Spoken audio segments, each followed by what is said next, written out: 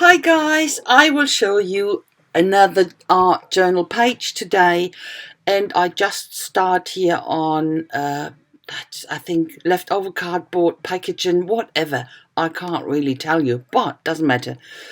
I put some gesso on top, and then I started with all my colors I wanted to use. Exactly were two colors, this red and a turquoise, and I put layers on layers on layers.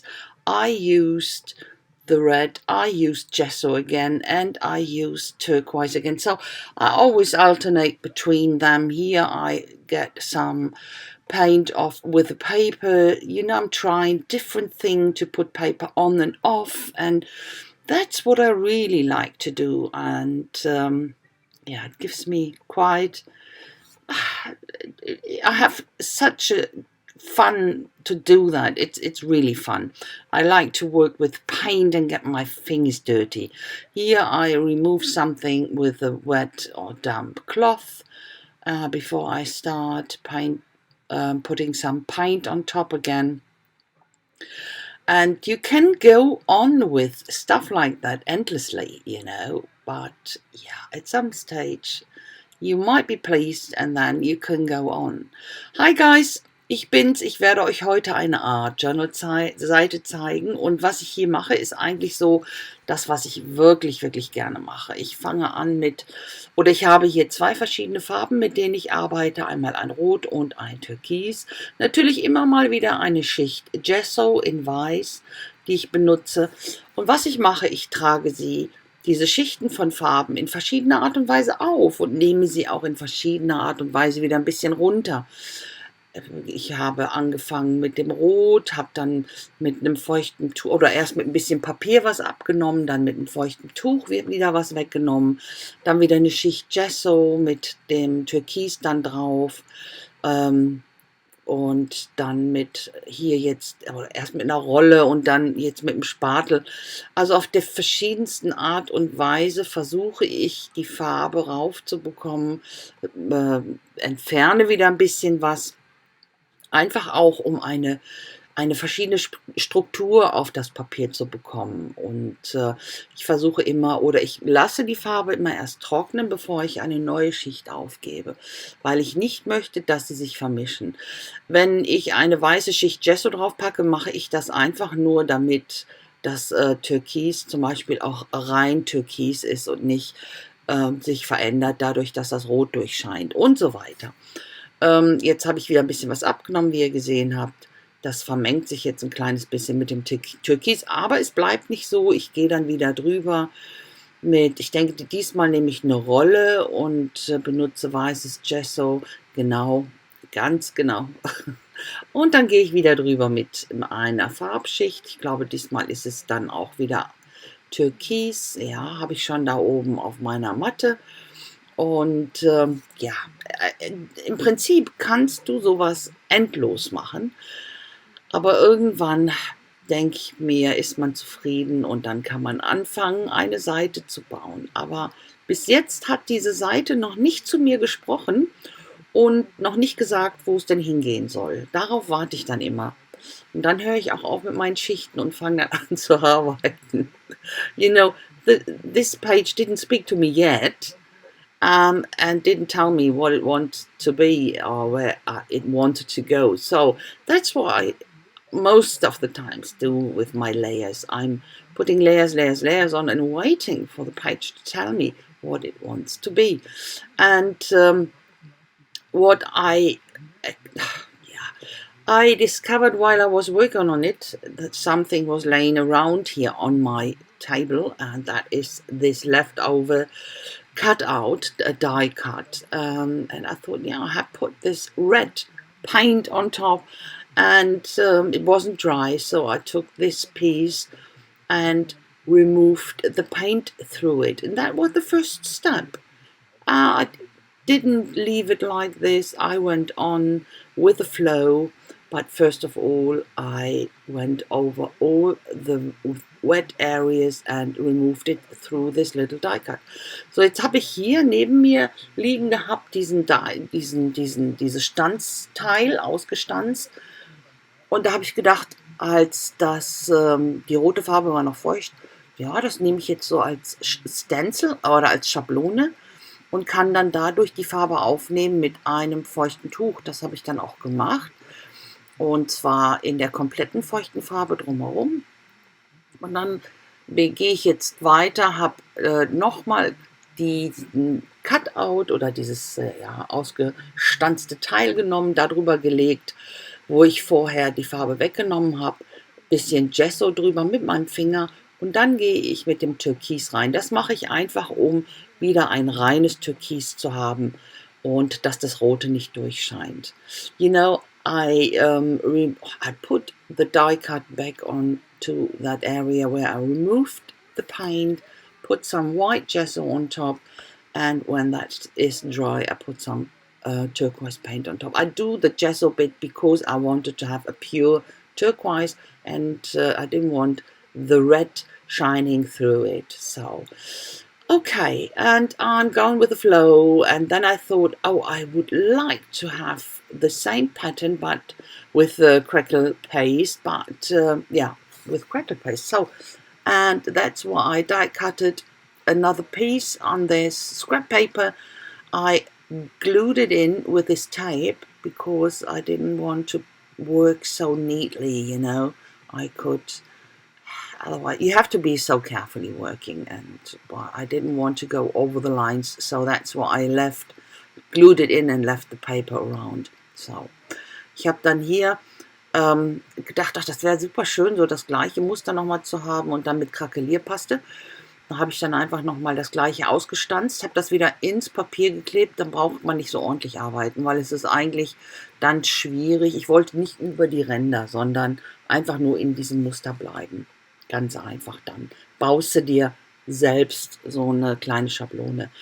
So, und dann hatte ich dieses Teil hier in der Mitte, diese freie Fläche, benutze hier meine Krakelierpaste und gehe hier über die Fläche und mache da im Prinzip so ein oval ist es nicht, aber auch, es ist irgendwie rechteckig. Einfach dieses rechteckige Stück noch da rein und lasse das erstmal trocknen. Ich hatte dann irgendwie die Idee, da was raufzumalen später. Aber da kommen wir noch zu. You know, I had this free area there and I thought, oh, that would be great. Put some crackle paste on top and that's why I do it's a rectangle shape. So I seal it here with a wet or with a liquid acrylic medium, just that the crackles are not peeling, prevent them from peeling. And that's what I do in the other areas here with crackle paste as well. Ich habe dann hier die Krakelier oder die Risse noch mit einem flüssigen Acrylmedium versiegelt, weil ich wollte, dass sie nicht runterflaken,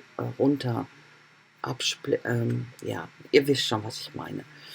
So, weil ich möchte ja dann auch noch drauf zeichnen und das ist auf diesem Medium sowieso schon nicht einfach, aber wenn dann noch diese offenen Risse sind, ist das noch schwieriger. So, für den Außenbereich, ich habe das jetzt abgeklebt mit so einem Low-Tech, mit so einem wenig klebendem Tape, weil ich jetzt mit Alkohol-Inks arbeite, die ich im Außenbereich haben wollte. Ich wollte diesen Bereich, diesen rechteckigen Bereich im Außen am Rand dunkler haben und in der Mitte heller.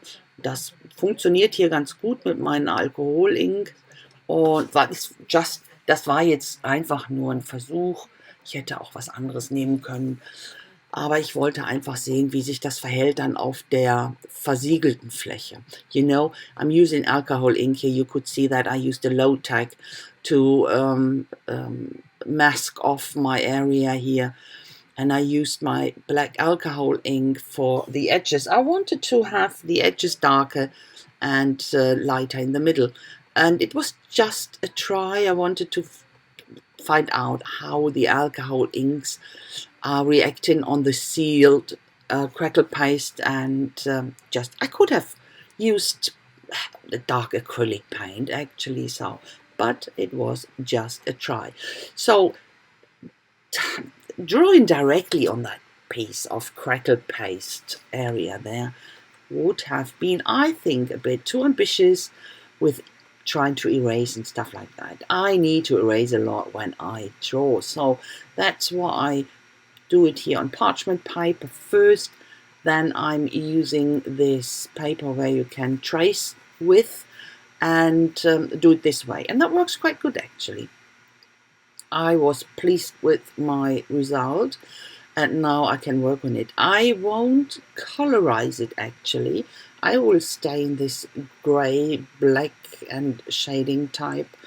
And the hat is pretty oval, and that's why I picked it up. It will look later like an egg with some crackles on. A cracked eggshell, ja.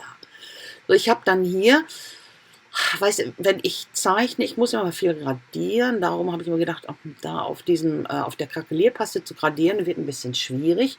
Darum habe ich das erstmal auf Pergamentpapier gemacht, vorgezeichnet, weil da kann ich dann auch schön drauf radieren. Und dann mit so einem Durchschlagpapier das auf die Krakelierpaste gebracht. Und das funktioniert richtig gut. Und habe dann natürlich, jetzt bin rübergegangen mit meinen Inkstiften, einfach auch um die Linien wieder schön zu verstärken. Und der Kopf, der war so oval, da habe ich mir gedacht, Mensch, das sieht aus wie ein Ei. Und machen wir doch mal ganz einfach so ein paar Risse rein. Und Eierkopf, ein angeschlagener Eierkopf, sage ich euch. So. Und ihr seht ja, dieser Mann, das ist schon ein Krieger. Für mich ist das ein Krieger. Dieser Krieger ist stark und der sieht wirklich muskulös und stark aus. Hinterher, ich mache die Hose noch ein bisschen anders, dann sieht er auch eher aus wie so ein römischer Krieger. Der hat da mehr wie so ein Lederrock an. Und aber ihr seht ja die Hände, eins nach oben und das andere zur Seite, an den Rand. Und für mich ist der halt eingesperrt in diesem, ja, in dieser Fläche. Und er versucht auszubrechen und schafft es nicht. Selbst dieser starke, muskulöse Krieger schafft es nicht auszubrechen. You know, you can see that this guy is a very, very powerful looking guy, and apart from the egghead, the cracked egghead, but yeah, you can see the hands or his hands on top and on the side trying to get out and break out, and even this very trained and powerful looking guy can't. And you will see it will look later like a warrior with the, I will change the pants into something more Roman thingy looking. What do you, Roman? It looked like a skirt, the Roman soldiers, didn't they? So that's what I will, I will let it look like this later. You will see it. You see it already, that it looks more like this Roman skirt thing. So, and this guy is trying to break out, break free, but even he can't. So, yeah. And I start now to have the same grey here on my other crackled paste areas. When I finished that, I thought, oh, with the turquoise, I really didn't like that. So that's why I go over the turquoise with gesso and have them all white, and we'll do the same treatment with grey, with my pit pens, go over them and put some blending in and shade in and the edges a bit darker and so on. You will see. So, dann habe ich hier angefangen, auch die gleiche Art mit dem Grau-Schwarz auf dem anderen weißen Krakelierfeldern hier, auf den Mustern, das mit meinen Pit Pens zu arbeiten. Blende das so ein bisschen aus mit meinen Fingern immer. Und dann habe ich mir gedacht, dass es fertig war, und mit dem Türkis, das gefiel mir dann nicht mehr. Und das ist ja auch so beim Art Journaling, mit dem Flow zu arbeiten, einfach das, was schon da ist, auch ruhig überzumalen und den nächsten Schritt zu gehen. Viele der Schritte, die du am Anfang machst, die sieht man hinterher überhaupt nicht mehr. Aber das ist in Ordnung. Das ist ja Sinn der Sache. Einfach drauf aufzubauen. In dem Moment, was du fühlst, was du denkst, einfach weitermachen. Und deswegen bin ich hier mit Gesso über das Türkis gegangen und behandle die jetzt in der gleichen Weise wie die anderen. Einfach mit meinen Pit Pens in verschiedenen Grautönen und verblende das noch schön. Und deswegen, ja, und das ist eigentlich, es kommt jetzt nicht mehr ganz so viel. Ich werde hier noch ein paar, verblende das hier noch mit ein bisschen Schwarz, um noch eine Schattierung zu bekommen und auch das Ganze noch so abzuschließen, als ja, dass da wirklich niemand rauskommt, sozusagen. So, und jetzt kommt mein Wort und das ist Traum. Ihr kennt das ja. Und in Klammern habe ich noch ein A dahinter gemacht. Dann heißt es Trauma. Für die deutsche Sprache ist das dann relativ einfach. Das ist so ein Wortspiel. Geht natürlich im Englischen nicht. You know, I'm using here a German word and it's Traum, and that means dream. But what I do is I put an A at the end and brackets, and that it means trauma.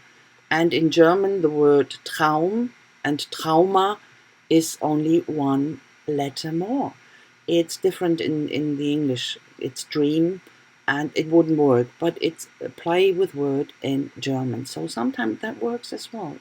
So go around the edges here just to have it more solid, but and a bit of shading, I think, but I don't do so much more. Ich habe dann hier jetzt noch ein bisschen drumherum gearbeitet, aber letztendlich ist es das schon. Ich mache jetzt hier nicht mehr und dann kommt auch schon das Close-Up. Bisschen Schattierung hier noch auf diesen anderen weißen Dingern, aber das war's. So, the close-up is coming now. I'm not doing more to it and it should speak for itself. So, guys, I say thanks so very much for watching. I hope you like it, and if so, please don't forget to leave me a thumbs up, and a comment would be so very much appreciated. I hope I will see you very, very soon with my next project. Until then, I wish you a fantastic time, but please be careful, take care, look after yourself, you know, stay healthy, but never forget to stay creative. Bye, guys! So, ihr Lieben, ich danke euch ganz, ganz herzlich fürs Schauen. Ich hoffe, es hat euch gefallen. Wenn dem so ist, dann lasst mir doch einen Daumen hoch da. Und über einen Kommentar würde ich mich riesig freuen. Und ich hoffe, wir sehen uns ganz bald wieder mit meinem nächsten Projekt. Bis dahin wünsche ich euch eine wunderschöne Zeit. Bitte passt auf euch auf, bleibt gesund und vergesst niemals, bleibt immer kreativ. Also macht's gut, ihr Lieben. Bis dann. Tschüssi.